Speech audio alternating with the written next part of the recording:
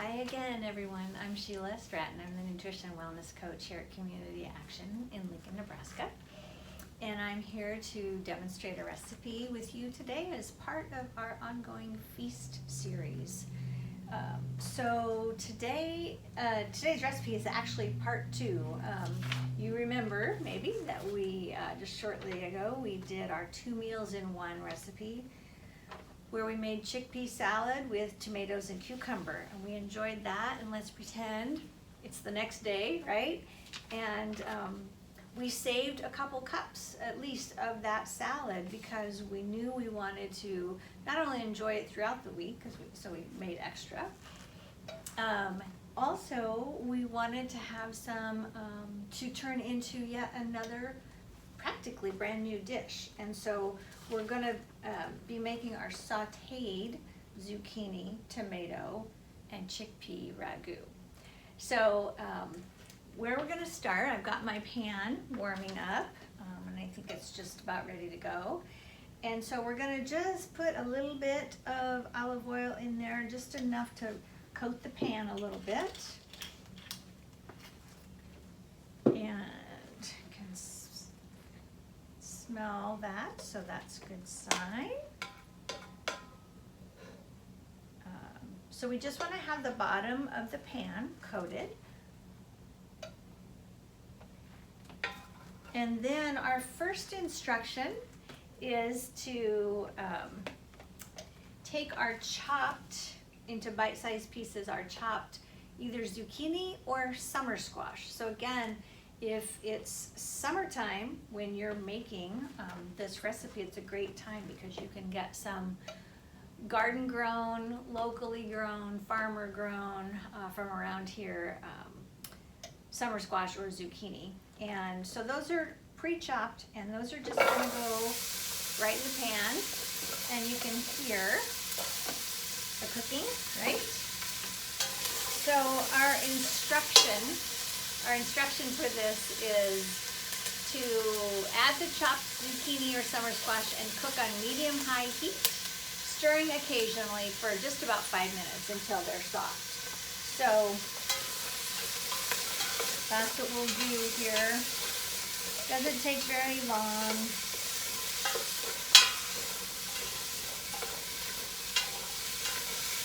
I was going to mention too that in any recipe, when you see zucchini, you can very easily swap in summer squash for that zucchini. Those two are interchangeable, and if you've ever grown either one, you know that they grow very similarly and they come on strong during the growing season.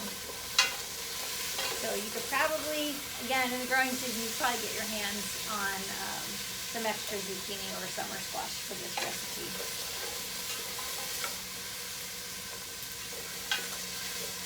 So while that is cooking to soften just a little bit, the next step that we will take is we're going to add tomatoes. So the recipe calls for no salt or low sodium crushed tomatoes. And when I was at the store, there were no crushed tomatoes to be found. But next best thing is diced, right? So these are just really small pieces, and they've got some liquid in them too, which is part of what we want.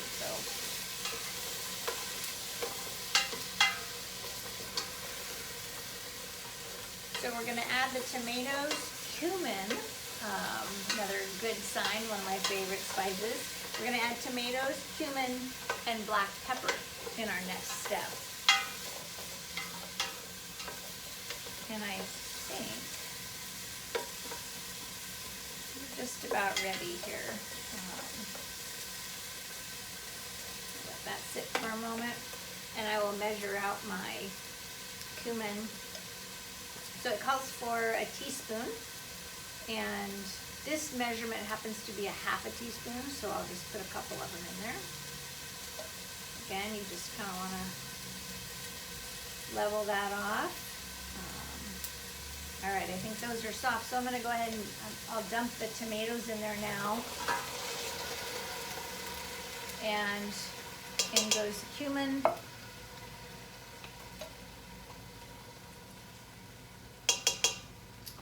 And some black pepper. A pinch of black pepper, so we'll just give it a little shake. I kind of like black pepper, so in my opinion, kind of can't go wrong with black pepper if you get a little extra. All right, so now we just want to stir and blend those seasonings in nicely, right?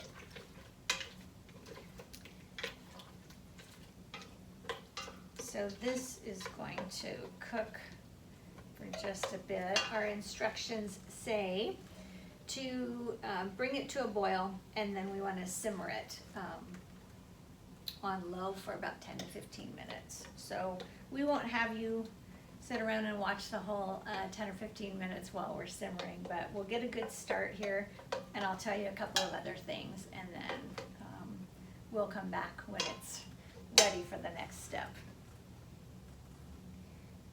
Gosh, that's nice, and it is starting to simmer right now. We'll put that lid on there to help bring it up to temperature. And I'm going to give it just a little bit more heat. Okay. So while that is cooking, our recipe says to go ahead and make the couscous. Now, I didn't tell you anything about the whole list of ingredients at the start of our video because it's kind of a short little list. But let me tell you about couscous real quick. So, C-O-U-S, C-O-U-S, couscous. I don't know if you can see that, but let me bring this around and bring it up closer for you. So there's the couscous, and this is whole wheat couscous. It's a pasta, actually. It's just made of durum wheat, and that's it. And they're just these tiny, I don't know if you'll be able to see this either. I'm gonna bring this around for you. They're just these super, you probably can't see that, super tiny little grains, little pieces. But it's a pasta, and we want to get whole wheat so that we can get our fiber, right? We're learning about how processed flours and white flours can give us a lot of trouble. They kind of act just like sugar in our bodies. But couscous is super simple.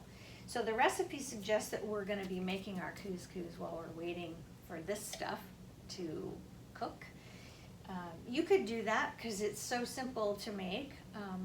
I already made the couscous, and what I love about this is all you do, follow your instructions on the package, but for the most part it's going to be a 1-to-1 ratio. So a cup of dry couscous and a cup of water. And what you want to do is heat that water to boiling. So you can make this on the stove top, or you could do what I did, and I heated a cup of water in the microwave, got it to boiling, and then poured it over the dry couscous. And then you do that, and then you just cover it and let it sit on the countertop.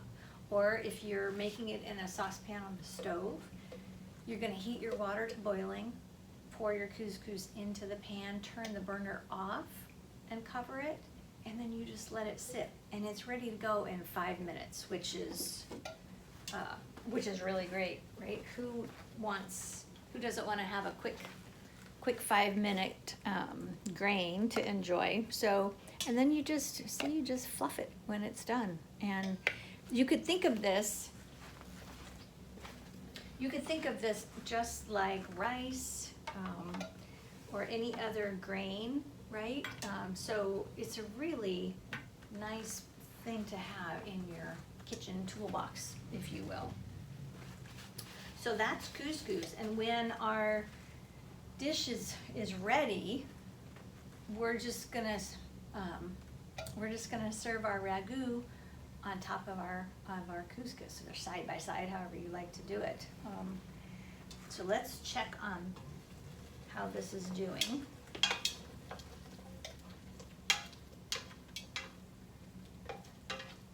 Oh, you guys, it smells really good. Cumin cooking and tomatoes, you just can't beat it.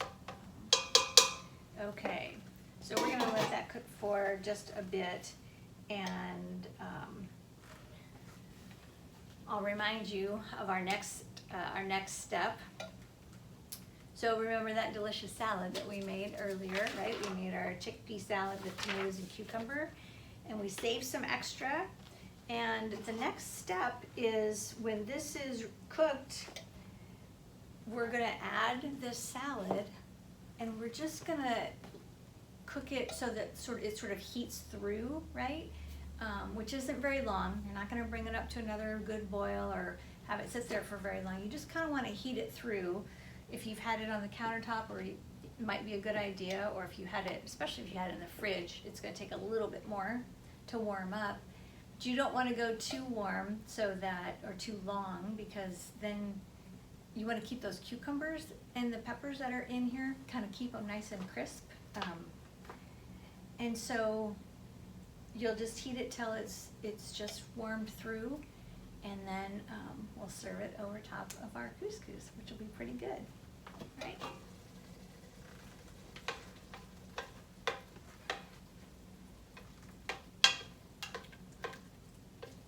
This is looking really pretty good. I thought I was gonna have to turn off the video, but I don't think I am. All right, so our next step is just to add that chickpea salad and heat till just barely warm. So there we go.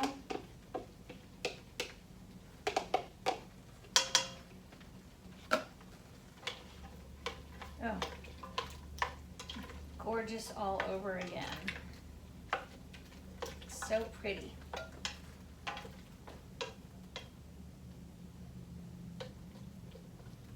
So I'm giving it a good stir, right? So that heat can get all the way through all those ingredients.